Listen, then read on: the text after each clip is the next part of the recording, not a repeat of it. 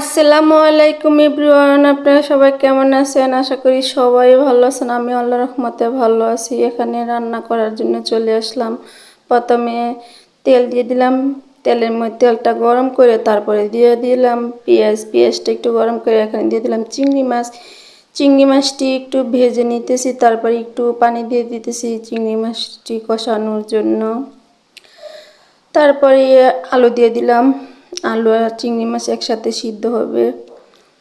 আজকে চিংড়ি মাছ দিয়ে ধুন্দুল দিয়ে বটবটি দিয়ে রান্না করব।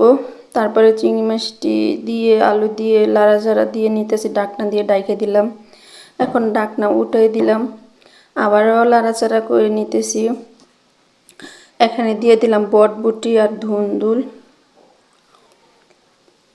দিয়ে তারপর লাড়াচাড়া করে নিতেছি।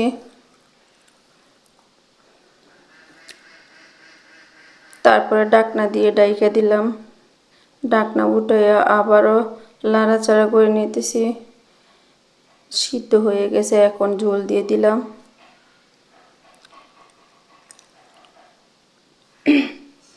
তারপরে ডাকনা দিয়ে ডেকে দিলাম, ডাকনা উঠাই দিলাম, আবারও দিয়ে ধনিয়া পাতা দিয়ে দিলাম। তারপরে ডাকনা দিয়ে দিলাম। আমার তরকারিটা হয়ে গেছে।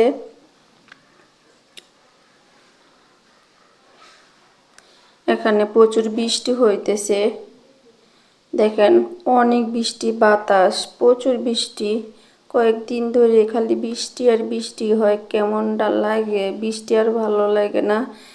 এখানে ভর্তা বানাইতেছি চাপা শুটকি দিয়ে, আমার ভাইয়ার কাছে দিব। তার জন্য আমার হাতের চাপা শুটকি ভর্তা নাকি ভালো লাগে, ভাইয়া বলছিল, তার জন্য ভাবি আমার কাছে নিয়ে আসছে, তুমি বানাই দাও। এখানে ধনিয়া পাতা দিয়ে দিলাম, লেবু পাতা দিয়ে দিলাম, দিয়ে যে দেখেন ধনিয়া পাতা, লেবু, পেঁয়াজ একসাথে বেটে তারপরে এই যে শুটকি দিয়ে দেখেন কত লোভনীয় হয়েছে, অনেক মজা হয়েছে ভর্তাটা। আর আমি বানাই দিয়েছিলাম আমার ছোটো ভাইয়ের কাছ থেকে। বড় ভাই খেয়ে নাকি বলতেছে অনেক মজা হয়েছে। আমার বোনের বললো বানাই দিতে, আমার ভাইয়ের কাছে বলছে, তারপরে আমি নিজেই বানাই দিলাম।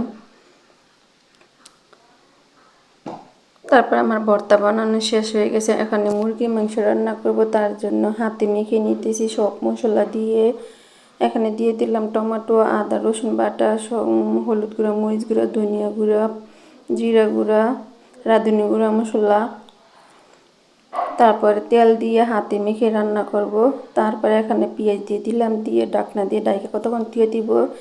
এই যে দেখেন আমার রান্না বসাই দিছি মাটির চুলায়, রান্না করা শেষ। তারপরে এখানে গরুর মাংস, মুরগির মাংস, শসা, পোলাও, মাছের তরকারি, মিষ্টি দই আছে, মিষ্টি দইটা